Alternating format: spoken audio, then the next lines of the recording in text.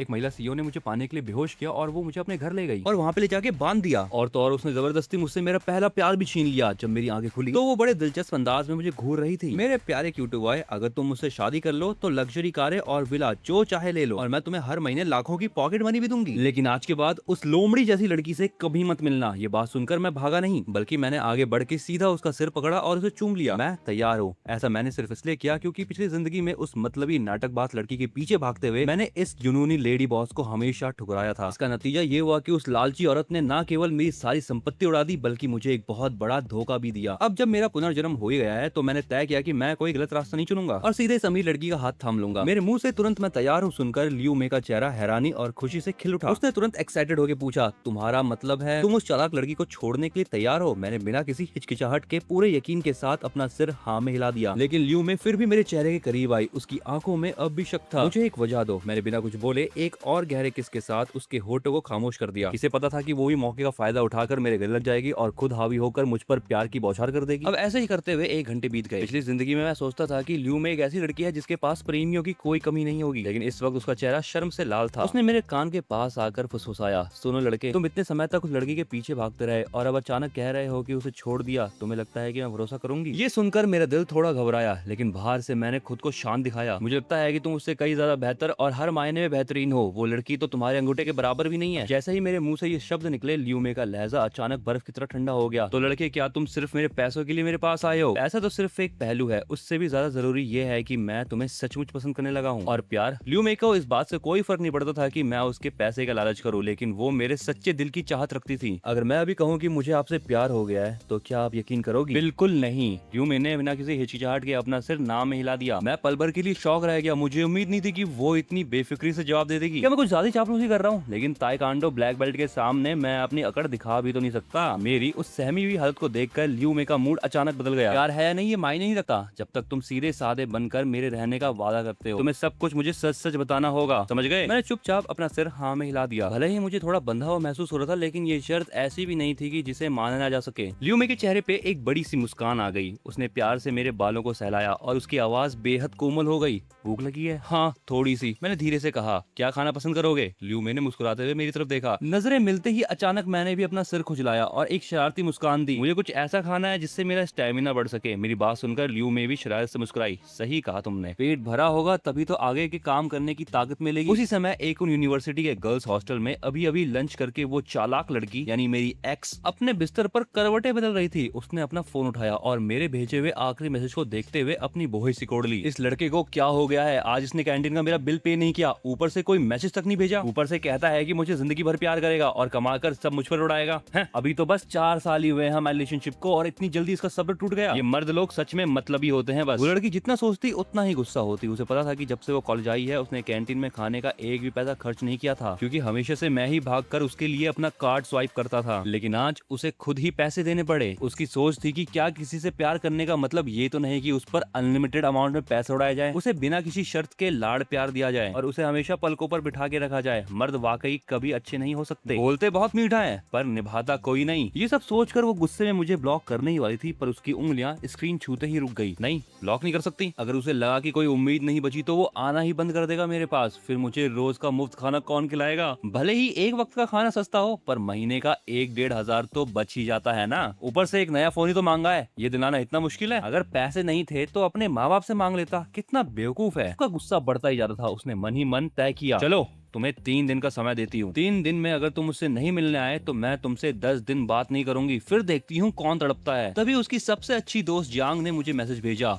मुंह भाई तुम आखिर कहाँ गायब हो? हमारी सहेली तो तुम्हारा पूरे दिन इंतजार कर रही है। और यहाँ मैं अपनी एनर्जी प्यार पे लुटा रहा था। लियू मे का चेहरा गुलाबी हो चुका था, लेकिन उसकी आंखों में अभी भी चाहत दिख रही थी। ठीक उसी वक्त मेरा फोन बज उठा। लियू मे ने अपने होठों पर जेब फेरी। सुनो मेरे आदमी, किसी का मैसेज आया है, देखना चाहते हो? मैं तुम्हारे लिए इसे अनलॉक कर सकती हूँ। मैंने समझदारी दिखाते हुए तुरंत रिलाया, कोई जरूरत नहीं। लियू मे के होठों पर एक गहरी मुस्कान आई। अब तुम मेरे हो और अपनी उस पुराने क्रश के साथ कहाँ घूमने का इरादा है? मैं तुम्हारा फैसला देखने के लिए बहुत एक्साइटेड हूँ। मैंने मन ही मन सोचा, औरतें रीना मुझे पूरी तरह अपना बना लेने के बाद भी वो मेरा इम्तिहान लेना नहीं बोल रही। सचमुच बहुत पॉजेसिव है। मुझे थोड़ा सोच में डूबा देखकर लियू में सीधे मेरी बाहों में सिमट आई और अपनी उंगली से मेरी छाती पर घेरे बनाने लगी। लड़के क्या सोच रहे हो? कुछ नहीं, मैं बस ये सोचकर हैरान हूँ कि मेरे जैसे आम लड़के को तुम्हारी जैसी अमीर लड़की ने क्यों पसंद किया होगा। लियू में कुछ नहीं बोली, बस मुस्कुरा दी। जब तक तुम सीधे बनकर मेरे साथ रहोगे, हर महीने 10 लाख रुपए तुम्हें मैं खर्च करने के लिए दूंगी। जहाँ मन चाहे वहाँ खर्च कर सकते हो, कम पड़े और मांग लेना। लेकिन अगर तुमने मेरे ऊपर चीट करने की कोशिश की तो याद रखना, मुझसे बुरा कोई नहीं होगा। ये सारी बातें कहते हुए वो फिर से मेरी करीब आ गई। मेरा शरीर कांप उठा।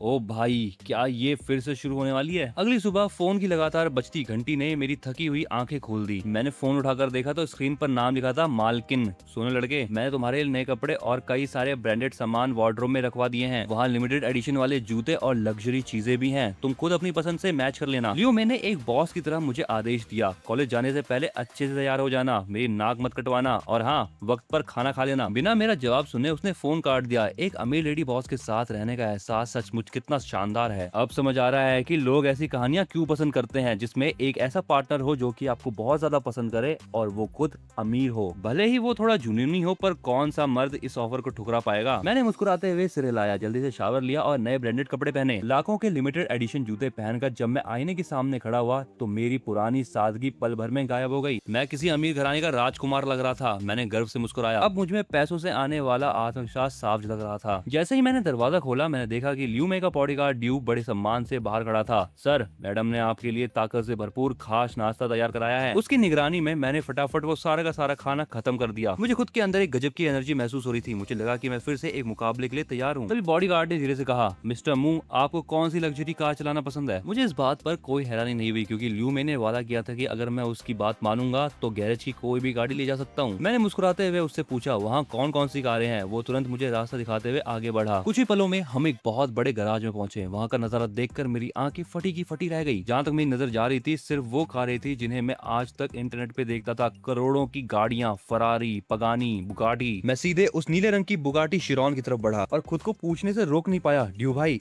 इंटरनेट पे कहते हैं कि ये गाड़ी लगभग 50-60 करोड़ की आती है, क्या ये सच है? लगभग इतनी ही है सर। है भगवान, इतनी महंगी? तो फिर आज मैं इसी को चलाऊंगा। मैंने बड़े प्यार से कार के बोनट पर हाथ फेरा। ठीक है सर, ये रही आपकी बुगाटी की चाबी। उसने मुस्कुराते हुए चाबी मेरी तरफ बढ़ा दी और फिर उसकी हैरान और थोड़ी ईर्ष्या भरी नजरों के बीच मैं उस शानदार नीली बुगाटी को लेकर गराज से बाहर निकल आया। वो मुझे जाते हुए देखता रहा। शायद वो सोच रहा था कि मैडम को इस लड़के में क्या दिख गया, जबकि वो खुद भी काफी अच्छा दिखता है। खैर, वो ज्यादा देर तक खड़ा नहीं रह सकता था। उसने तुरंत अपनी रोल्स रॉयस निकाली और सीधे मेरे पीछे आ गया, क्योंकि मैडम का ऑर्डर था कि मुझ पर नजर रखी जाए और मेरी सिक्योरिटी की जाए। हालांकि उसका मेन गोल ये देखना था कि कहीं मैं भटक नहीं रहा हूँ। विला से कुछ ही दूर निकलने के बाद मैंने कार को सड़क के किनारे रोका, क्योंकि मेरा फोन लगातार वाइब्रेट कर रहा था। मैंने खोलकर देखा तो वो मेरे कॉलेज के दोस्त का मैसेज था। लड़की के चक्कर में तुम इतने उदास हो गए, कितने दिन हो गए हैं तुम गायब हो, क्या ये जरूरी है? हमारी प्रोफेसर कह रही थी कि अगर तुम आज भी कॉलेज नहीं आए तो तुम्हें सीधे सस्पेंड कर दिया जाएगा। इतना सरदर्द है। ठीक है, मुझे पता चल गया, मैं अभी कॉलेज आ रहा हूँ, मैंने रिप्लाई किया। जैसे ही मैंने फोन नीचे रखा, किसी ने मेरी कार का शीशा खटखटाया। एक रंगीन बालों वाली कॉलेज की लड़की ने अंदर झांका। कोई काम है? मैंने पूछा। वाह, तुम कितने हैंडसम हो, बिल्कुल किसी सेलिब्रिटी जैसे। उस लड़की की आंखें चमक उठी।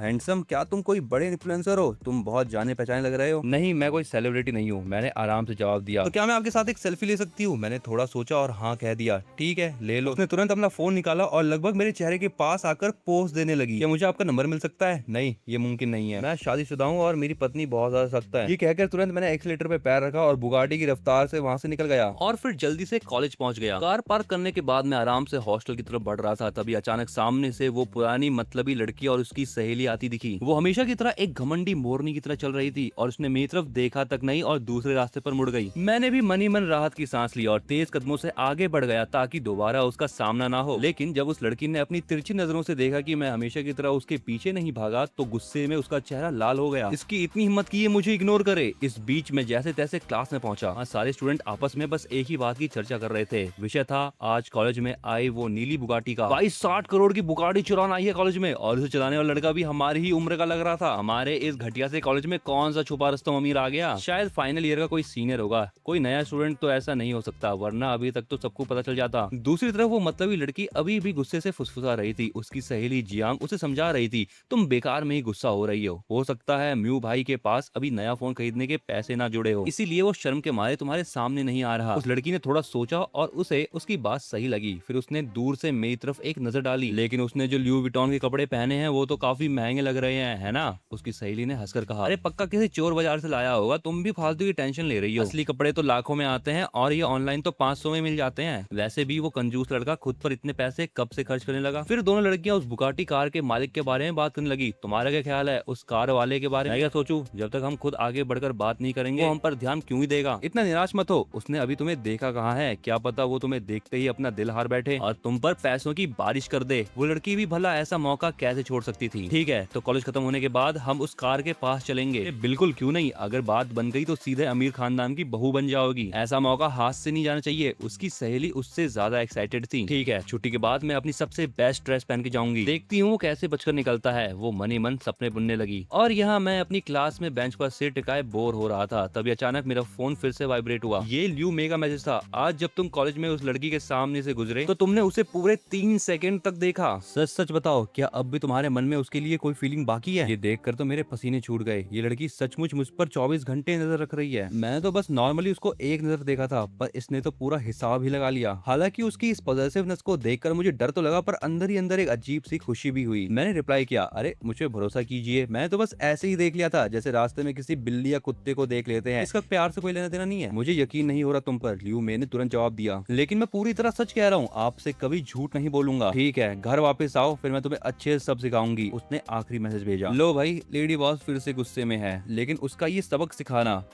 चलो जो भी है मुझे मंजूर है। कॉलेज खत्म होता ही सीधे घर आना, 1 सेकंड भी बाहर मत रुकना। अगर 6 बजे तक तुम मुझे घर पे नहीं मिले तो कल से तुम्हारा बाहर निकलना बंद। जैसे ही छुट्टी का समय हुआ, मैं कैंटीन का खाना तक भूलकर तेजी से पार्किंग की तरफ भागा, लेकिन वहाँ पहुंचकर मेरे होश उड़ गए। पार्किंग के चारों ओर छात्रों की भारी भीड़ जमा थी। उन्होंने रास्ता पूरी तरह से ब्लॉक कर दिया था। यहाँ तक कि कॉलेज के गार्ड्स को भी भीड़ संभालनी पड़ रही थी और मेरी वो नीली बुगाटी कार पूरी तरह से उस भीड़ के बीचों बीच खड़ी थी। मेरी वो चमचमाती कार इन कॉलेज के स्टूडेंट्स के लिए एक सोशल मीडिया रील बनाने का अड्डा बन चुकी थी। वैसे भी बुगाटी चलाना जो है वो काफी ध्यान खींचने वाला काम है। कल से मुझे कोई कम दिखावे वाली कार लानी होगी। सोचता हूँ मैक्लेरन P1 सही रहेगी। तभी भीड़ के बाहरी हिस्से में मेरी नजर मेरी एक्स क्रश और उसकी सहेली पर पड़ी। उसने आज कमाल की ड्रेस पहन रखी थी और अपनी लंबी टांगों को ऐसे दिखा रही थी जैसे कि हर कोई उसी को देखे। वो दोनों ऐसा नाटक कर रही थी जैसे उन्हें पार्किंग में खड़ी इस महंगी कार से कोई मतलब ही ना हो। उसकी सहेली जियांग बड़े ही ध्यान से उस नाटकबाज लड़की के अलग अलग पोज में तस्वीरें खींच रही थी। लेकिन मैं इस औरत की रग रग से वाकिफ था। भला मैं उसकी इस छोटी सी चाल को कैसे नहीं समझता। सर, अगर आप नहीं चाहते कि मैडम ल्यू में आपकी आंखें निकाल ले तो मेरी सलाह है कि उधर मत देखिए। मेरे कानों के पास एक भारी और गंभीर आवाज गूंजी। मैंने मुड़कर देखा तो वो मेरा बॉडीगार्ड ड्यू था। अरे ड्यू भाई, क्या तुम्हें मेरी आंखों में उसके लिए नफरत और चिढ़ दिखाई नहीं दे रही? चाहे नफरत ही क्यों ना हो, तब भी देखना मना है। मैडम का पॉजिटिवनेस एक पागलपन की हद तक है और ऊपर से आप अपनी पुरानी क्रश को देख रहे हैं। उसकी ये बात सुनकर मैं पूरी तरह खामोश हो गया। ल्यू मे का वो जुनूनी मिजाज ऐसा था कि वो सचमुच कुछ भी कर सकती थी। भाई प्लीज थोड़ा रास्ता देना, हटना प्लीज। मुझे सीधे बुगाटी की तरफ बढ़ता देख वहाँ खड़े कुछ स्टूडेंट चिढ़कर बुदबुदाने लगे। अरे भाई, अगर कार के साथ फोटो खिंचवानी है तो लाइन में लगो ना। इतने अच्छे दिखते हो, कम अकल भी नहीं लगते। कॉलेज स्टूडेंट होकर इतनी भी तमीज नहीं है क्या? वहाँ मौजूद हर एक इंसान की फटी आंखों के सामने मैं सीधे बुगाटी के पास गया, दरवाजा खोला और अंदर बैठ गया। इस वक्त पोज देकर फोटो खिंचवा रही वो चालाक लड़की जैसे ही इंजन की आवाज सुनती है अचानक बेचैन हो जाती है। अरे सुन सुन, कार का मालिक आ गया है, जियांग ने उसके कान के पास फुसफुसाया। उस लड़की ने अपनी तिरछी नजरों से उस नीली बुगाटी को देखा और खुद को आगे बढ़कर बात करने से बड़ी मुश्किल से रोका।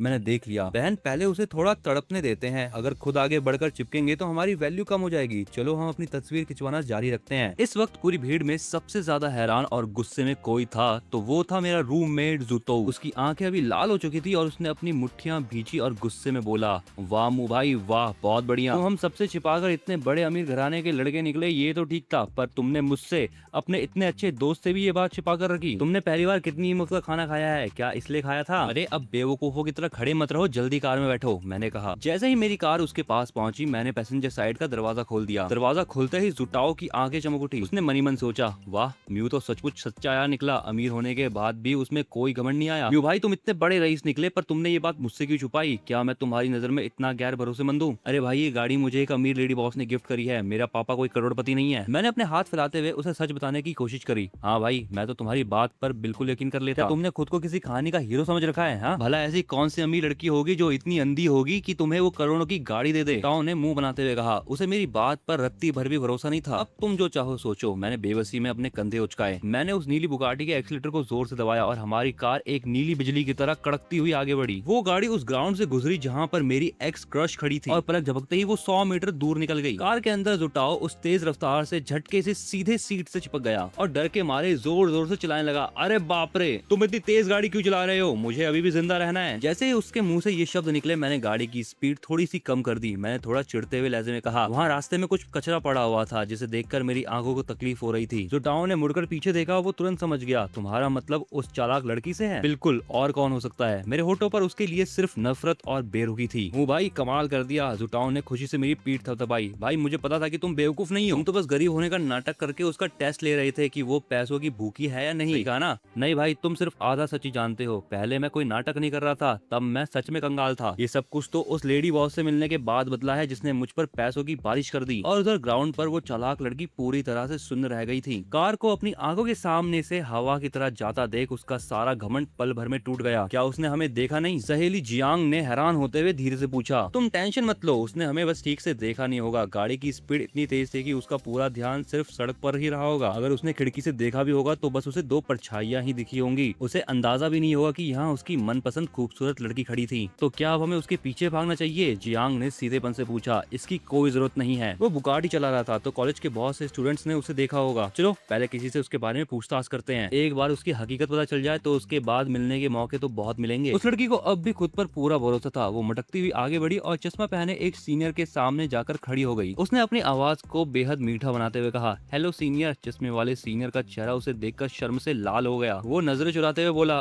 तुम्हें कोई काम था क्या मुझसे? हाँ सीनियर, दरअसल वो जो अभी बुगाटी कार लेकर गया है ना, क्या आपने उनका गाड़ी में बैठते समय का कोई वीडियो रिकॉर्ड किया है? उसने अपनी बड़ी बड़ी आंखें झपकाते हुए बड़ी उम्मीद से पूछा। चश्मे वाले सीनियर का दिल टूट गया। उसे लगा था कि वो लड़की उसका नंबर मांगने आई है, पर वो तो उस बुगाटी वाले के बारे में पूछ रही थी। हाँ, मैंने एक छोटा सा वीडियो रिकॉर्ड किया है। वो लड़का ज्यादा उम्र का नहीं था, दिखने में बिल्कुल तुम्हारी ही उम्र का लग रहा था। शायद वो भी इस साल एडमिशन लेने वाला फ्रेशर है। सीनियर को थैंक यू बोलकर उसने उसका फोन अपने हाथों में लिया और उस वीडियो को प्ले किया। वीडियो मुश्किल से 10 सेकंड की थी, लेकिन जैसे ही उसने वीडियो में लग्जरी ब्रांड के कपड़े पहने बड़े आराम से कार के अंदर बैठते हुए मुझे देखा तो उसकी आंखें फटी की फटी रह गई। उसे एक बहुत बड़ा झटका लगा। ये कैसे मुमकिन है? सहेली जियांग भी तुरंत वापस आ गई। अरे अरे, क्या हुआ? क्या वो हैंडसम है? वो किस क्लास का सीनियर है? हम उसे जानते हैं? वो लड़की बिना कुछ बोले चुपचाप फोन सहेली के हाथों में थमा देती है। जियांग ने जैसे ही वीडियो देखा वो भी डर के मारे 2 कदम पीछे हट गई। म्यू भाई, ये म्यू भाई कैसे हो सकते हैं? दूसरी तरफ जुटाओ को मेरी अमीर लेडी बॉस वाली बात पर बिल्कुल यकीन नहीं हो रहा था। वो लगातार जिद कर रहा था कि वो खुद अपनी आंखों से सच देखना चाहता है। मजबूरन मुझे उसे लेकर लियू में की आलीशान विला की तरफ जाना पड़ा, जिसका नाम था जिनश्यू विला। वहाँ पहुँचते ही जुटाओ तो जगह देखकर दंग ही रह गया। ओ भाई, ये जगह तो सचमुच जन्नत जैसी है। जल्दी करो भाई, मिलकर तुरंत यहाँ से निकलते हैं। मैं जुटाओ को लेकर जैसे ही विला के मेन गेट के पास पहुंचा और दरवाजा खोलने के लिए पासवर्ड डालने ही वाला था, तभी बॉडीगार्ड ड्यू ने आगे बढ़कर अपना हाथ फैलाया और हमें रोक दिया। मिस्टर मू, आप तो जानती है कि लियू मैडम को बिल्कुल भी नहीं पसंद कि कोई बाहरी आदमी उनके घर में कदम रखे। अगर आप उन्हें नाराज नहीं करना चाहते तो बेहतर होगा कि आप अपने दोस्त को लेकर यहाँ से चले जाएं। बाहरी लोगों का अंदर आना पसंद नहीं है। क्या इस लेडी बॉस को कोई साफ सफाई की बीमारी है क्या? मेरी बोहें तन गई। अगर मैं जुटाओ को हर हाल में अंदर लेना चाहूंगा तो क्या होगा? मैंने पलट कर पूछा। बॉडीगार्ड ड्यू मेरे करीब आया और कान के पास धीरे से फुसफुसाया,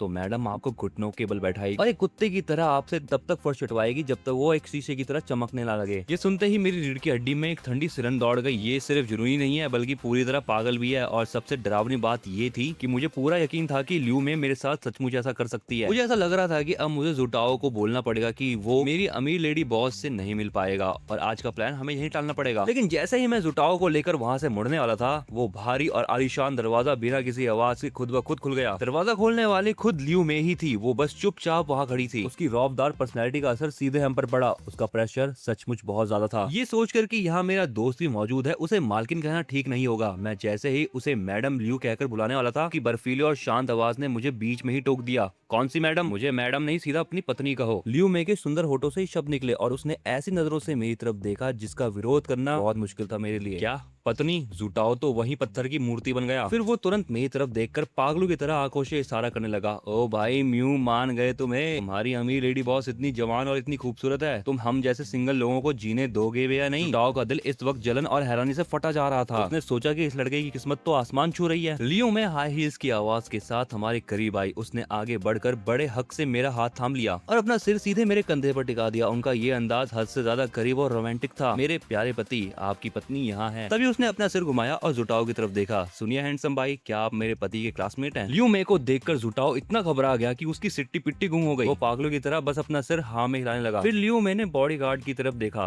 ड्यू, तुम वहाँ बुद्धू की तरह खड़े देख क्या रहे हो? दिखाई नहीं देता कि मेरे पति और हमारे खास मेहमान आए हैं? जाओ और जल्दी से अंदर ले जाकर इनके लिए बढ़िया सी चाय बनाओ। लियू मे ने गुस्से से ड्यू की तरफ देखा और उसे ठंडे लहजे में डांट दिया। ये देखकर ड्यू बुरी तरह घबरा गया। लेकिन मैडम लियू, आपने तो कहा था कि घर के अंदर कोई बाहरी इंसान। लियू मे ने बड़े रौब से बीच में ही उसकी बात काट दी। जो कहा है चुपचाप उतना करो, इतनी बकवास क्यों कर रहे हो? क्या नौकरी छोड़ने का इरादा है? ड्यू का दिल जोर से धड़क उठा। उसे पता था कि मैडम लियू को अपनी पर्सनल लाइफ में किसी भी बाहरी का दखल देना पसंद नहीं था। अगर वो खुद मैडम का वफादार नहीं होता तो इस विला में उसके लिए अंदर कदम रखना भी नामुमकिन था। फिर लियू मैंने बड़े प्यार से जुटाव से कहा, जुटाव भाई आप तब तक लिविंग रूम में बैठिए, मुझे अपने पति से कुछ जरूरी बात करनी है। जरा बेडरूम में जा रहे हैं, बात खत्म करके हम तुरंत बाहर आके आपको कंपनी देंगे। उसकी ये बात सुनते ही मेरे मन में खतरे की घंटी बजी। भाई अब तो कुछ गड़बड़ होने वाली है। जैसे ही हम अकेले होंगे ये मुझे छोड़ेगी नहीं। लियू मे की इस अंदाज को देखकर मुझे लग गया था कि अब वो मुझे बख्शने वाली नहीं है। मैंने घबराकर मन ही मन कहा, अरे यार अभी नहीं, बाहर मेहमान बैठा है, इतनी क्या जल्दी है? कम से कम उसके जाने तक तो रुक जाती, अभी कोई आधी रात थोड़ी हो रही है। मैं जैसे ही बेडरूम के अंदर आया अभी संभल भी नहीं पाया था कि लियू मैंने झटके से दरवाजा बंद किया और उसे अंदर से लॉक कर दिया। उसका चेहरा जो अभी बाहर इतना सीधा साधा और संस्कारी दिख रहा था वो पल भर में किताब के पन्नों की तरह बदल गया। इससे पहले कि मैं कुछ समझ पाता उसके कोमल हाथों ने बिजली की फुर्ती से मेरे दोनों कलाइयों को जकड़ लिया। उसने मेरे हाथों को झटके से ऊपर उठाया और मुझे दीवार से सटाकर जोर से दबोच लिया। उसका पूरा शरीर मेरे से बिल्कुल चिपक चुका था। तो काबू करने की ये फुर्तीली टेक्निक पिछली जिंदगी में 4 साल तक मेरे पीछे भागते हुए लियू मे को अच्छी तरह रट चुकी थी। भले ही मैं उसकी आदत से वाकिफ था लेकिन मैं उसका मुकाबला नहीं कर सकता था क्योंकि ताकत और स्पीड के मामले में वो मुझसे कई ज्यादा आगे थी। मेरा कोई भी विरोध करना बेकार था। लियू मे का चेहरा बर्फ की तरह ठंडा हो गया। आज सुबह जब तुम बाहर गए तो उस रंगीन बालों वाली लड़की ने तुमसे बात की, तुम्हारे साथ फोटो खिंचवाई। चलो मैंने इसे इग्नोर कर दिया, लेकिन जब तुम्हारी वो पुरानी क्रश सामने आई तो तुमने उसे पूरे 3.96 सेकंड तक घूरा। इस धोखे के लिए तुम्हें सजा भुगतनी होगी। और यही नहीं, छुट्टी के बाद पार्किंग के पास अपनी पुरानी आदत से बाज नहीं आया और फिर से उसे देखने लगे और इस बार पूरे 11.46 सेकंड तक देखते रहे। जब तुमने मुझसे वादा किया था कि मेरे आदमी बनकर इस जिंदगी में सिर्फ मुझसे लियू मे से वफादार रहोगे, तो फिर ये सब क्या है? तुम्हारे दिल में उस चालाक लड़की के लिए अभी भी फीलिंग्स हैं? मैंने तुरंत सफाई देते हुए कहा, मैडम लियू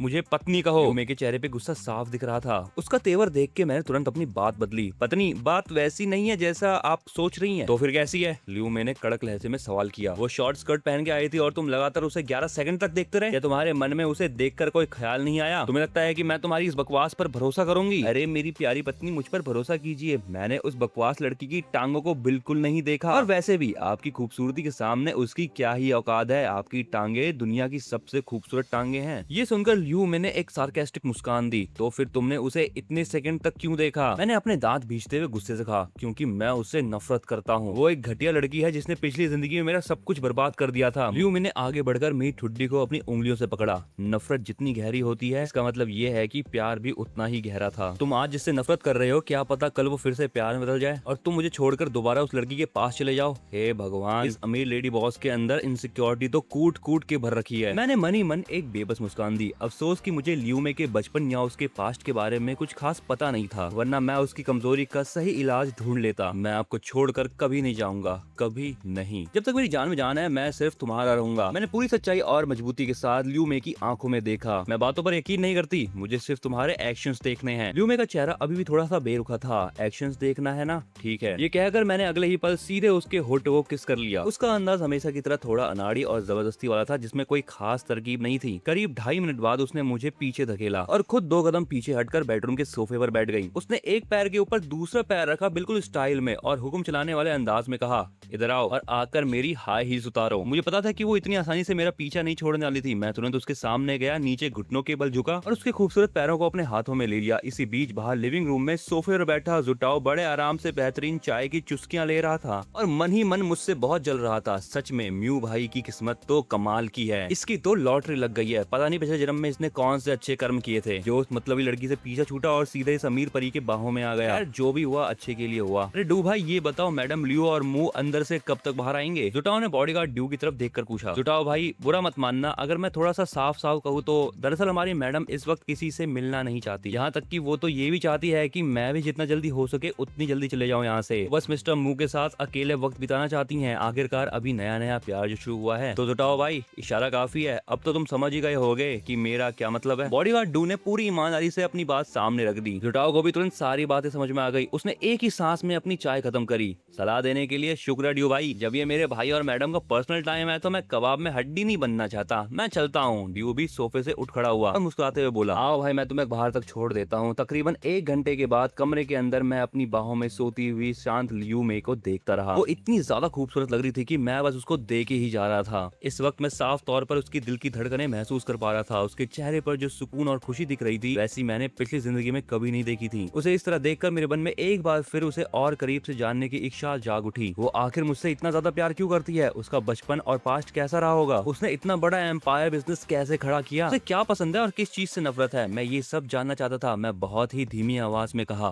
पत्नी क्या आप सो गई? लियू मैंने धीरे से अपना सिर नाम हिलाया। हिलो मत, बस चुपचाप ऐसे ही लेटे रहो। जब तक तुम सीधे बनकर मेरी बात मानोगे मैं तुमसे हमेशा ऐसे ही प्यार करती रहूंगी। अच्छा पत्नी ये बताओ तुम्हारा बर्थडे कब आता है? मैंने एक बार फिर धीरे से पूछा। ये सवाल सुनते ही लियू मैंने धीरे धीरे अपनी आंखें खोल दी। क्यों, क्या तुम मुझे बर्थडे गिफ्ट देना चाहते हो? मुझे हाँ में से रिलाते देख लियू मैंने प्यार से मेरे सिर पे हाथ फेरा। कल ही मेरा जन्मदिन है। ये कहने के बाद फिर से उसने अपनी आंखें बंद कर ली। क्या कल ही इसका जन्मदिन है? ये तो बड़े इत्तेफाक की बात है, मैंने मनी मन सोचा। फिर मैंने धीरे से पूछा, पत्नी तो क्या आप इस बार कोई बर्थडे पार्टी रखोगी? मेरा सोचना सीधा था, पहले साफ साफ पूछ लेता हूँ। अगर कोई बड़ी ग्रैंड पार्टी होगी तो कोई अच्छा और महंगा गिफ्ट खरीदना पड़ेगा। अगर सिंपल तरीके से मनाने हुआ तो फिलहाल कोई छोटा मोटा बजट वाला गिफ्ट दे दूंगा, बाद में जब पैसे आएंगे तो कुछ बड़ा दे दूंगा। लियू मैंने नाम इसे लाया। नहीं, मुझे कोई बड़ी पार्टी नहीं चाहिए, बस हम दोनों साथ रहे, प्यार मोहब्बत की बातें करें, हमारे दिल मिले रहे, मेरे लिए उतना ही काफी है। ठीक है मैं समझ गया, मैंने मुस्कुराते हुए कहा। लियू मैंने आगे कोई जवाब नहीं दिया। करीब 1 घंटा और बीत गया। हम दोनों अभी भी एक दूसरे को कस से गले लगाए हुए थे। मैंने उसे परखने के लिए धीरे से उसके गाल पर किस किया, लेकिन कोई जवाब नहीं आया। मैंने उसे थोड़ा सा सहलाया, फिर भी कोई हरकत नहीं। आखिर में मैंने उसके कान के पास हल्की सी फूंक मारी, पर वो बिल्कुल शांत रही। फिर उसका मतलब ये सचमुच गहरी नींद में सो चुकी है। ये सोचकर मैं उसके कान के बिल्कुल पास झुका और बेहद धीमी आवाज में फुसफुसाया, मेरी प्यारी पत्नी, मेरी भोली भाली प्यार में अंधी अमीर बीवी। लेकिन तभी मेरे चेहरे के इमोशंस थोड़े से सीरियस हो गए। यूं मैं तुमसे सच में बहुत प्यार करने लगा हूँ। भले ही मैं 2 दिन पहले अपनी क्रश के पीछे पागलों की तरह भाग रहा था और अब तुम्हें आई लव यू कह रहा हूँ। हो सकता है कि तुम्हें ये सब कुछ नाटक सा लगता हो, तुम्हें लग सकता है कि मैं ये सब कुछ बस तुम्हारे पैसे के लिए कर रहा हूँ, लेकिन मेरे पास अपना दिल दिखाने का कोई तरीका नहीं है। बस मुझ पर भरोसा रखना, आज के बाद मेरी आंखों में तुम्हारे सिवा कोई दूसरी औरत नहीं होगी। हाँ, लेकिन अगर तुम्हारा दिल कभी मुझसे भर जाए तो तुम मुझे लात मार कर निकाल दो, तो हम बिना किसी बखेड़े के चुपचाप अलग हो जाएंगे। मेरी इतनी लंबी चौड़ी बात सुनने के बाद भी लियू मैंने कोई हरकत नहीं की। मैंने धीरे से उसके हाथ को अपने शरीर से हटाने की कोशिश की, लेकिन जैसे ही मैंने हाथ हटाया उसका शरीर एकदम ढीला पड़ गया और वो सीधे जमीन की तरफ गिरने लगी। शुक्र है कि फुर्ती दिखाते हुए मैंने वक्त रहते उसे अपनी बाहों में संभाल लिया। इतनी गहरी नींद, लगता है ऑफिस के काम की वजह से बहुत ज्यादा थक गई है, मैंने बुदबुदाते हुए कहा। फिर मैंने उसे अपनी गोद में उठाया और बड़े ही आराम से बेड पर लेटाकर उसके ऊपर कंबल उड़ा दिया। मुझे अचानक मेरे पेट में चूहे कूदने लगे। मैं कुछ खाने की तलाश में जैसे ही बेडरूम का दरवाजा खोलकर बाहर आया, मुझे सामने बॉडीगार्ड डू दिखाई दिया। वो माइक्रोवेव के पास खड़ा था, उसके पास कुछ गर्मा गर्म डिशेस रखी हुई थी। मैंने एक नजर डाली, अरे ये तो वही जानी पहचानी स्पेशल लाइट थी। मिस्टर मू। पीछे कदमों की आवाज सुनकर ड्यू ने मुड़कर देखा और मुस्कुराया। मैडम लियो का ख्याल रखते रखते काफी भूख लग गई होगी, है ना? ड्यू के मुंह से ये ख्याल रखना शब्द सुनकर मुझे थोड़ा सा अजीब एहसास हुआ। मिस्टर मू, ये स्पेशल सूप अच्छे से खाइए, वरना जब कल मैडम लियो सोकर उठेगी तो आपकी खैर नहीं होगी, हालत पतली हो जाएगी आपकी। ड्यू ने मजाकिया अंदाज में मुझे टोकते हुए कहा। वैसे मिस्टर मू, कल मैडम लियो का बर्थडे है, क्या उन्होंने आपको इस बारे में कुछ बताया? उन्होंने खुद से तो नहीं बताया, लेकिन जब मैं उनके बहुत पास था तब मैंने खुद ही पूछ लिया तो उन्होंने बता दिया। मैंने ये थोड़ा शर्माते हुए कहा। तो क्या मिस्टर मू कल आप कॉलेज जाएंगे? ड्यू ने मुस्कुराते हुए पूछा। बिल्कुल नहीं, कोई बहाना बनाकर एक दिन की छुट्टी ले लूंगा। कल का पूरा दिन अपनी पत्नी के साथ बिताऊंगा, वरना उसके मन में हमेशा इनसिक्योरिटी रहती है कि मैं अब भी उस मतलबी लड़की के चक्कर में पड़ा हूं। ड्यू साफ साफ महसूस कर पा रहा था कि मेरे दिल में मेरी पुरानी क्रश के लिए सिर्फ साफ साफ नफरत थी,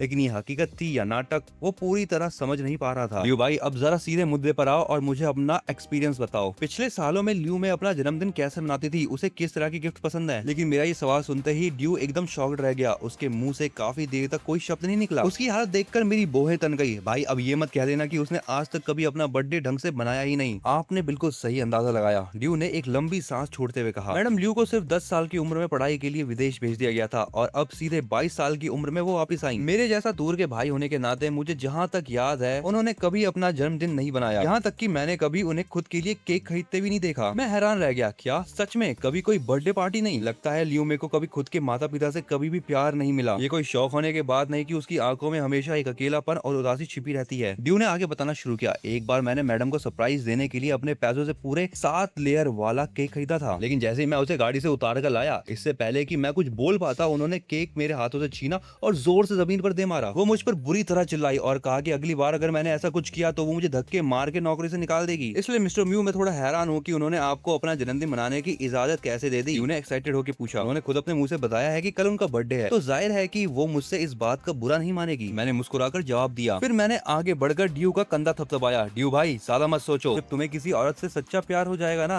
तो सब समझ आ जाएगा। तुम्हें बाहर आने के लिए किसने कहा था? तभी अचानक मेरे पीछे से एक बेहद ठंडी और कड़क आवाज आई। मेरी पूरी बॉडी में एक करंट सा दौड़ गया और मैं डर के मारे कांप उठा। अरे यार, ये इतनी जल्दी कैसे जाग गई? अंदर जब मैं इसे चेक कर रहा था तब तो ये गहरी नींद में थी और कोई असर भी नहीं हो रहा था इसके ऊपर। और यहाँ मेरे बाहर आते ही इसकी आंखें खुल गई। मैं इसका कोई स्लीपिंग बैग हूँ क्या? अरे गुस्सा मत करो पत्नी, मैं बस अभी वापस आकर तुम्हें सुलाता हूँ, मैंने फौरन पलटते हुए कहा। लेकिन मैं जैसे ही मुड़ने लगा, ड्यू ने चुपके से मेरा हाथ पकड़कर खींच लिया। वो मेरे कान के पास आकर धीरे से फुसफुसाया, भाई म्यू, जो बातें मैंने अभी बताई उन्हें सीक्रेट रखना। मैडम ल्यू को भूल कर ही मत बताना, वरना मेरी खैर नहीं। अगर तुम ऐसा करते हो तो मैं तुम्हें बाहर ले जाकर बढ़िया से कबाब खिलाऊंगा। मैं कुछ पल के लिए रुका और सीधा ल्यू मे के पास चला गया। इससे पहले कि मैं कुछ बोल पाता, उससे पहले ही ल्यू मे का पूरा शरीर एकदम ढीला हुआ, वो सीधे मेरी बाहों में आ गिरी। उसने मेरे कान के पास अपनी गर्म सांस छोड़ते हुए बड़े नखरे से कहा, इतनी देर से खड़ी हूँ, मेरे पैर बहुत दर्द कर रहे हैं, तुम्हें पता है ना अब क्या करना है? अब भला ऐसा कौन सा मर्द होगा जो ये इशारा नहीं समझेगा? अगले ही पल मैंने बिना कोई बकवास किए उसे अपनी बाहों में उठा लिया। ये देखते ही ल्यू मे के होठों पर एक खूबसूरत मुस्कान आ गई और उसने हक से अपने दोनों हाथ मेरे गले में डाल दिए। फिर उसने अपनी गर्दन घुमाई और ड्यू की तरफ गुस्से से देखा। तुम अभी तक यहाँ खड़े हो? यहाँ कबाब में हड्डी बनकर तुम्हें बड़ा मजा आ रहा है? दफा हो जाओ यहाँ से तुरंत। ल्यू मे की डांट सुनकर ड्यू अंदर तक कांप गया। वो एक सेकंड भी वहाँ रुकने की हिम्मत नहीं कर पाया और उल्टे पांव दुम दबाकर भाग निकला। अभी मैं थोड़ी ज्यादा गुस्से में थी। तुम्हें ज्यादा डर तो नहीं लगा ना? ल्यू मे ने अपना हाथ आगे बढ़ाकर मेरी ठुड्डी को ऊपर उठाते हुए बड़े प्यार से पूछा। अरे नहीं, मैं ठीक हूँ। वैसे भी डांट तो मुझे पड़ी नहीं थी, मैंने मुस्कुराते हुए जवाब दिया। लेकिन मेरे मुंह पर भले ही मुस्कान थी, पर मेरे दिल की धड़कनें इस वक्त एक्सप्रेस ट्रेन की तरफ भाग रही थी। सच में इस लेडी बॉस के रंग बदलने की रफ्तार तो गिरगिट से भी ज्यादा तेज है। एक सेकंड पहले इतनी मीठी आवाज में बात कर रही थी और अगले ही पल पूरी कड़क मिजाज लेडी बॉस बनकर दहाड़ उठी। डर नहीं लगा तो अच्छी बात है। ल्यू मैंने लाड जताते हुए मेरे बालों को उंगलियों से सहलाया। रात काफी हो चुकी है मेरी प्यारी पत्नी, अब आपको आराम करना चाहिए, चलिए अंदर चलते हैं। मैं उसे गोद में उठाए हुए जैसे ही बेडरूम के अंदर आया और उसे बेड पर लिटाने लगा, तभी उसने अपने लाल होठ मेरे कान के बिल्कुल पास लाकर फुसफुसाया और कहा,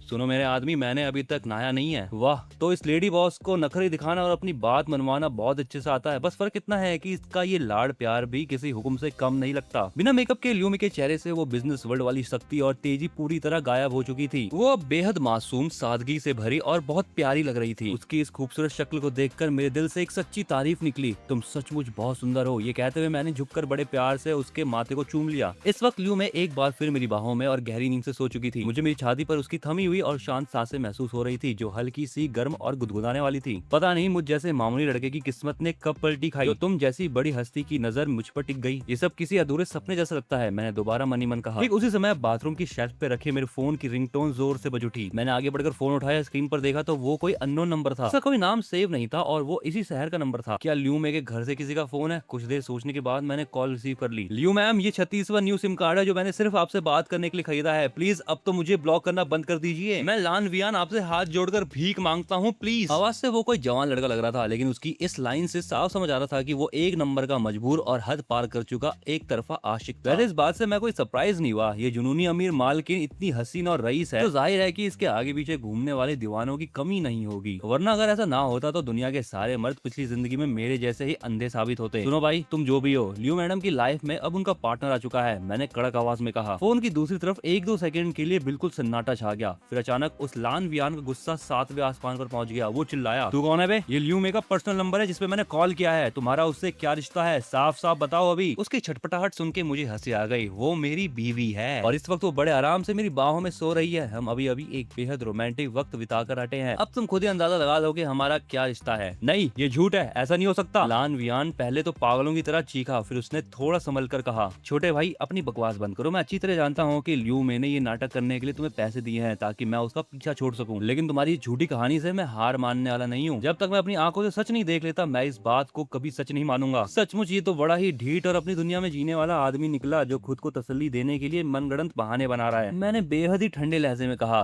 तुम चाहते हो कि मैं तुम्हें अपने और ल्यू मे के पर्सनल पलों का लाइव वीडियो दिखाऊं? बेटा, दिन में सपने देखना बंद करो। फोन पर लान वियान की हालत अब पानी से बाहर तड़पती मछली जैसी हो चुकी थी। वो बहुत बुरी तरह छटपटा उठा। तो फिर ल्यू मे को फोन दो, उसे अपने मुंह से मुझसे ये बात कहने दो। क्या इतना सा काम काम भी नहीं कर सकते तुम। आज की जिंदगी में धोखा खा चुके एक समझदार इंसान के तौर पर मुझे उस लड़के की बेबसी और जबरदस्ती के दिलासे पर तरस आ रहा था। देखो ऐसा करने में कोई दिक्कत नहीं है, लेकिन मैं और लियू में अभी एक साथ हैं और वो बहुत थक गई है, इसलिए वो मेरे कंधों पर सिर रख के सो चुकी है और मेरी इतनी हिम्मत नहीं है कि मैं अपनी प्यारी बीवी की नींद खराब करूं। क्या एक साथ हो? कहानियां तो ऐसे बना रहे हो जैसे सचमुच हकीकत हो। लान वियान ने नफरत से हंसते हुए कहा। उसे मेरी एक भी बात पर रत्ती भर भरोसा नहीं था। अब तुम मानो ना मानो, ये तुम्हारी सरदर्दी है, मेरा काम तुम्हें बताना था सो मैंने कर दिया। आज के बाद मेरी पत्नी के आस पास भी मत भटकना, वरना मुझसे बुरा कोई नहीं होगा। कहकर जैसे ही मैं फोन काटने वाला था तभी अचानक लियू मे ने मेरे हाथ से फोन छीन लिया। अगले ही पल पूरे कमरे में लियू मे की आवाज गूंजी। लान वियान, कान खोल कर सुन लो, जो आदमी अभी मेरे साथ है तुम उसके पैर की धूल के बराबर भी नहीं हो। इतना कहने के बाद उसने खटाक से फोन काटा और उसका नंबर हमेशा के लिए ब्लॉक लिस्ट में डाल दिया। फोन को एक तरफ फेंकने के बाद लियू मैंने दोबारा पूरी ताकत से मेरे शरीर को अपनी बाहों में कस लिया। तुम यहाँ भूत बन के देख क्या रहे हो, जल्दी से मुझे गले लगाओ। मैंने चुपचाप उसकी बात मान ली और उसे गले लगा लिया। इसी दौरान जिनशियो विला के एक दूसरे कोने में बने एक बेहद आलीशान और चमचमाते बंगले के अंदर लान वियान अपने महंगे सोफे पर सिर झुकाए सुन बैठा था। मुंह से एक वर्ड भी नहीं निकल रहा था। फोन कटने से पहले लियू मे के उन आखिरी शब्दों में तुम उसके पैर की धूल के बराबर भी नहीं हो, उसके मेल ईगो को पूरी तरह चूर चूर कर चुकी थी। वो इस सच को पचा नहीं पा रहा था कि जो लियू मे आज तक दुनिया के हर ऐरे गहरे मर्द को नीची नजर से देखती थी, उसने गुपचुप तरीके से किसी को भी अपना दिल का राजा बना लिया है। वो लियू मे के बर्ताव को बरसों से जानता था। वो पूरे बिजनेस सर्कल के मर्दों से दूरी बनाए रखने के लिए मशहूर थी। अपने पर्सनल बॉडीगार्ड ड्यू के अलावा, जो कि रिश्ते में उसका दूर का भाई लगता है, वो किसी भी ऐरे गहरे मर्द को अपने आस पास भी भटकने नहीं देती थी। यहाँ तक कि अगर कोई सुपरस्टार या हैंडसम मॉडल भी उसके सामने क्यों ना आ जाए, वो अपनी पलके तक नहीं उठाती थी। नहीं नहीं, ये पक्का इछलावा है। वो लियू मे है, बिलियनियर, अरबों की संपत्ति की अकेली मालकिन। उसे दुनिया का बड़े से बड़ा रईस मिल सकता है। अगर बड़े बड़े स्टार्स भी उसके आगे पीछे दुम हिलाकर घूमे तब भी वो भाव ना दे। वो इतनी आसानी से किसी भी ऐरे गहरे लड़के के चक्कर में कैसे पड़ सकती है? नहीं, बिल्कुल नहीं। मैं उसकी दो चार बातों में आकर हार बिल्कुल नहीं मानूंगा। मुझे खुद अपनी आंखों से इस बात का फैसला करना होगा। वैसे भी कल लियू मे का बर्थडे है और उसके घर जाने के लिए इससे बेहतरीन बहाना मुझे दोबारा नहीं मिलेगा। वही दूसरी तरफ लियू मे बड़े आराम से मेरा फोन अपने हाथों में लेकर उसके मैसेजेस और कॉल लॉग्स को खंगालने में जुटी हुई थी। तभी उसकी नजर मेरे सोशल मीडिया पे पड़ी, जिसमें से एक कॉन्टैक्ट का नाम मैंने लोमड़ी और चुड़ैल सेव कर रखा था। उसने देखा कि रात के 8 बजे से लेकर अब तक उस लड़की ने मेरे नंबर पे लगातार 7-8 मैसेजेस भेज रखे थे और मैंने उनमें से एक का भी जवाब नहीं दिया था। सच में कितनी बेशरम लड़की है ये, लियू मैंने गुस्से में दांत भींचते हुए कहा। उसकी इन बातों को सुनकर मेरे प्यार से उसके बालों को सहलाया और कहा, एक काम करो मेरी बीवी, इसको ब्लॉक करके डिलीट कर दो ताकि इसका रोज का झंझट खत्म हो सके। अच्छा, अगर मैंने इसे डिलीट करा तो तुम्हारे दिल में दर्द नहीं होगा? क्यों? मैंने अपनी नजरों को थोड़ा ऊपर उठाया और एक रहस्यमयी मुस्कान के साथ मेरी तरफ देखा था कि वो मुझे आजमा रही थी। बिल्कुल भी नहीं, मैं तो उल्टा इस बात से बहुत ज्यादा खुश रहूंगा। उस चालाक लोमड़ी की ऐसी तैसी हालत क्यों ना हो जाए, मुझे कोई फर्क नहीं पड़ता। मैं तो उल्टा जश्न मनाऊंगा इस चीज का। ठीक इसी वक्त कुंडा यूनिवर्सिटी के गर्ल्स हॉस्टल के एक कमरे में वो लोमड़ी बेहद उदास और उखड़ी हुई बैठी थी। वो दिखाने के लिए कंप्यूटर स्क्रीन पर अपना असाइनमेंट कर रही थी, लेकिन उसकी तिरछी नजरें लगातार अपने मोबाइल फोन पर टिकी हुई थी। वो दिली दिल ये चाह रही थी कि मैं उसको एक छोटा सा रिप्लाई ही कर दूं। सच ही कहा है किसी ने, मर्द के पास पैसे आते ही उसके हाव भाव ही बदल जाते हैं। अभी कुछ दिन पहले तक तो बड़ी बड़ी बातें कर रहा था, चाहे अरबों रुपए कमा लो, ऊपर प्यार सिर्फ तुमसे ही करूंगा, और जैसे ही वो बिलियनियर बना मुझे ही अपने दिल से मिटा दिया। चलो अच्छा हुआ जो मैंने मैसेजेस उसको किए हैं उसमें यही दिखाया है कि मैं बहुत बिजी हूँ। मैंने अपनी वैल्यू कम नहीं होने दी, वरना उसे लगता कि मैं आसानी से उसकी बातों में आ जाती हूँ। अरे सुनो ना, तुम्हें सच में लगता है कि वो चमचमाती बुगाटी कार सचमुच म्यू की ही है? हॉस्टल लौटने के बाद उसकी सहेली जियांग उससे ये सवाल 10 बार पूछ चुकी थी।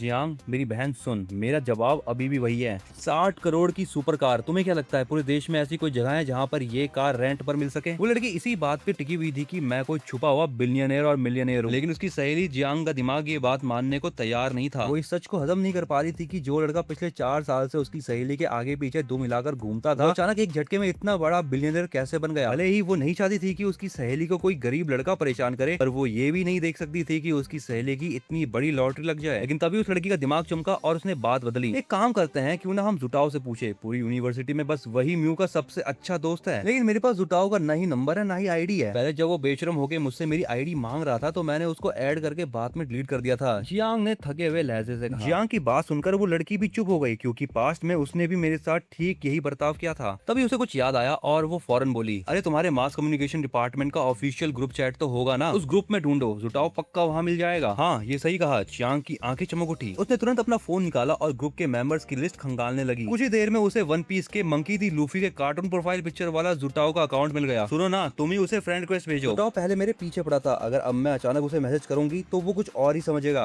और ये बहुत अजीब लगेगा। जियांग ने बहाना बनाते हुए फोन आगे बढ़ा दिया। उस लड़की ने ऊपर से तो हाँ कह दी, लेकिन मन ही मन वो अपनी सहेली को कोस रही थी। जब वो गरीब था तो सीधा साधा मजनू लगता था, जब वो अमीर के साथ साथ दिख रहा है तो तुम्हें अजीब लग रहा है? ढोंग की भी हद होती है। जुटाओ को फ्रेंड लिस्ट में ऐड करना बहुत आसान था, लेकिन रिक्वेस्ट एक्सेप्ट करते ही जुटाओ ने उसको क्वेश्चन मार्क का मैसेज भेजा। उस लड़की ने बिना कोई बकवास किए सीधे मुद्दे की बात लिखी। जुटाओ भाई, मुझे तुमसे एक छोटी सी बात जाननी थी। मुंह के पास जो वो नीले कलर की बुगाटी कार है, क्या वो सच में उसकी अपनी है? उसने बिना किसी जान पहचान के सीधे अपना पत्ता खोल दिया था। उसकी अपनी नहीं है तो क्या तुम्हारी है? जुटाओ ने पूरी नफरत और चिढ़ के साथ रिप्लाई किया, देख लो भाई, इसे कहते हैं लड़की की असली औकात। इसके दिल में सिर्फ पैसा है, कोई फीलिंग्स नहीं। अगर आज म्यू भाई ने बुगाटी लाकर अपना टशन नहीं दिखाया होता तो ये बेशर्म लड़की कभी भी मुझे ऐसे ऐड नहीं करती। कितनी अजीब बात है। तुम मुझसे झूठ तो नहीं बोल रहे ना? उस लड़की ने हार ना मानते हुए फिर पूछा। अब तुम मानो ना मानो तुम्हारी मर्जी, मुझे नींद आ रही है, मेरा दिमाग मत खाओ। और हाँ, जाते जाते एक और बात सुन लो, मेरे म्यू भाई को अपनी लाइफ पार्टनर मिल चुकी है। उसकी गर्लफ्रेंड ना सिर्फ दिखने में अप्सरा है बल्कि अरबों की मालकिन है। और सबसे मजेदार बात पता है क्या है? वो खुद हमारे म्यू भाई के पीछे पागलों की तरह भाग कर आई है। क्या तुमने क्या कहा? ये पढ़ते ही उस लड़की के पैरों के तले जमीन खिसक गई, उसकी आंखें फटी की फटी रह गई। अगर ज्यादा जानने का शौक है तो खुद जाकर म्यू भाई से पूछ लो, मुझे दोबारा मैसेज मत करना। अरे क्या हुआ? जुटाओ ने ऐसा क्या कह दिया? जियांग ने अपनी सहेली के कंधे हिलाते हुए फिक्र से पूछा। उस लड़की ने जियांग को कोई जवाब नहीं दिया। उसने तुरंत चैट बॉक्स बंद किया, सीधे मेरे प्रोफाइल पे गई और कांपते हाथों से एक मैसेज टाइप करके भेजा। जुटाओ कह रहा है कि तुम्हारी कोई गर्लफ्रेंड बन गई है, क्या ये सच है? अब जैसे ही मेरे फोन की स्क्रीन पर उस लड़की का नया मैसेज फ्लैश हुआ, ल्यू मे के होठों पर एक गहरी और शातिर मुस्कान आ गई। मेरे प्यारे पति जरा देखो तो इसे। उसने मेरा फोन सीधे मेरे चेहरे के सामने लाकर रख दिया। अरे मेरी प्यारी बीबी, तुम इस चालाक लड़की की बातों को दिल पर क्यों ले रही हो? सीधे ब्लॉक करके किस्सा खत्म करो ना, खामखा अपना मूड क्यों खराब कर रही हो? हाई स्कूल से लेकर कॉलेज तक तुमने पूरे 4 साल उसके पीछे बर्बाद किए हैं। मैं इस बात को इतनी आसानी से कैसे भूल जाऊं? मेरा आदमी उस मामूली सी लड़की के आगे 4 साल तक एक नौकर की तरह हाथ जोड़कर घूमता रहा। तुम्हें खुद को अंदाजा भी है कि मैंने उन 4 सालों में कितना खुद को जलाया है, कितना दर्द सहा है? नहीं, तुम्हें कुछ भी नहीं पता, तुम कुछ भी नहीं जानते। ये बात सुनते ही मेरा चेहरा एकदम सीरियस हो गया और मैं सोच में पड़ गया। लेकिन हमारी पहली मुलाकात तो पिछले साल ही कॉलेज के पहले दिन हुई थी। उसे मुझे जाने हुए अभी 1 साल भी पूरा नहीं हुआ था, तो ये 4 साल का पुराना दर्द कहाँ से आ गया? अरे मेरे सीधे साधे पति, इसमें इतना हैरान होने की कोई जरूरत नहीं है। ल्यू मैंने तुरंत अपनी भावनाओं पर काबू पाया और उसकी वो पुरानी रौबदार और दबंग बिजनेस वुमन वाली मुस्कान वापस आ गई। मेरा प्यार तुम्हारे लिए उस मॉल के चौराहे से शुरू नहीं हुआ था, बल्कि ये तब शुरू हुआ था जब तुम्हारा हाई स्कूल खत्म हुआ था। पिंगयान हाई स्कूल के उस प्लेग्राउंड में जब तुम घुटनों के बल बैठकर उस लड़की के सामने गिड़गिड़ा रहे थे, मैं वहीं खड़े तुम्हें देख रही थी। उस वक्त मेरे तुम्हारे करीब न आने की वजह बेहद साफ थी। तुम उम्र में बहुत छोटे और ना समझ थे। मुझे लगा कि वो हर वक्त हमारे लिए सही नहीं था। उस मासूम बच्चे पर हाथ डालने की मेरी खुद की हिम्मत नहीं हो रही थी। वेल गाइस, आज की इस वीडियो को हम यहीं तक रखते हैं। इस वीडियो का लाइक टारगेट रखते हैं हम 3000 लाइक्स का, तो जल्दी जल्दी लाइक कर दो इस वीडियो को ताकि इसका नेक्स्ट पार्ट जल्दी से आ सके। और हाँ, इसको अपने क्लास ग्रुप में ज्यादा से ज्यादा शेयर करना मत भूलना और अपने दोस्तों के साथ भी फटाफट से ये वीडियो शेयर कर दो। तब तक के लिए तुम्हारी स्क्रीन पे कुछ और कमाल की स्टोरीज आ रही होंगी, तुम उसको भी चेकआउट करना मत भूलना।